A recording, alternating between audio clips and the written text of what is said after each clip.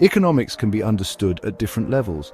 Microeconomics is like looking through a microscope. It focuses on individual decisions made by consumers and businesses. It examines how they interact in specific markets, like the market for coffee or smartphones.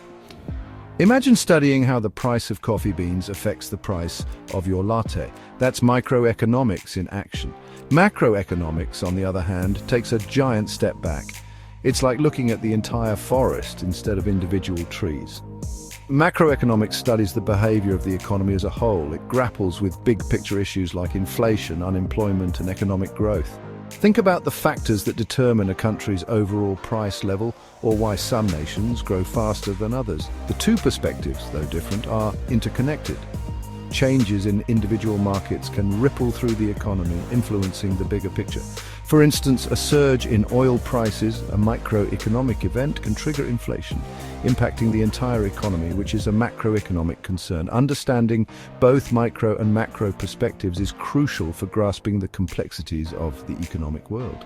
While microeconomics provides a detailed understanding of specific markets, macroeconomics offers a broader view of the forces shaping our economic landscape.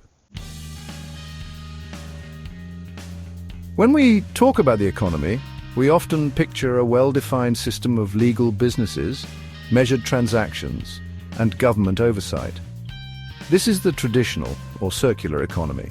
It's a closed loop where resources are transformed into products, consumed, and then flow back as waste or recycling. However, there are other economic shades operating alongside. The blue economy focuses on sustainable use of ocean resources for economic growth, social inclusion, and environmental health. Imagine harnessing wave energy or cultivating seaweed for food and biofuel. The silver economy caters to the needs and demands of an aging population. It encompasses products and services designed for seniors, recognizing their increasing purchasing power and specific requirements. Think of specialized healthcare, assistive technologies, and leisure activities tailored for older adults. Then there's the black economy, often hidden from official records. This shadow realm encompasses illegal activities like the drug trade, smuggling, and unreported income. While it might seem separate, the black economy can significantly impact a country's overall economic health and stability. Understanding these diverse economic shades provides a more comprehensive picture of economic activities happening globally.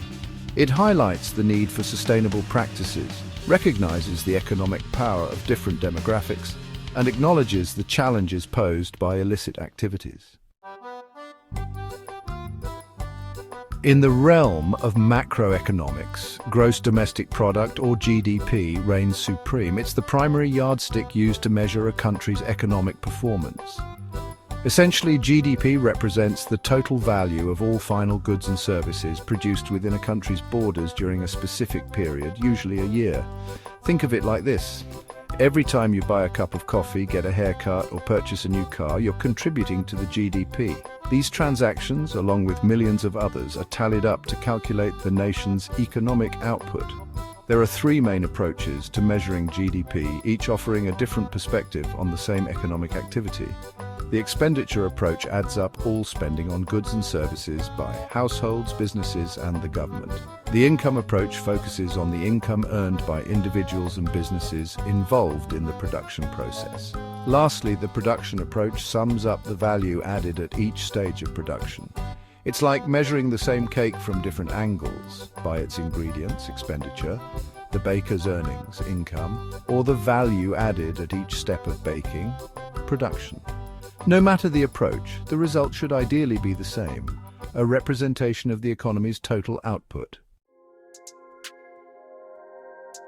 While GDP provides a snapshot of economic output, it's crucial to distinguish between nominal GDP and real GDP.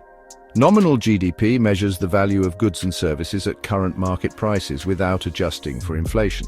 This means that an increase in nominal GDP could be due to actual economic growth or simply rising prices.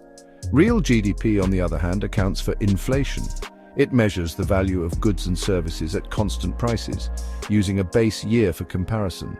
This adjustment allows us to see how much the economy has truly grown, stripping away the illusion of inflation. To calculate real GDP, economists use a tool called the GDP deflator. The GDP deflator is a measure of the price level of all final goods and services produced in an economy. It's calculated by dividing nominal GDP by real GDP and multiplying by 100. The inflation rate, a closely related concept, measures the percentage change in the general price level over time.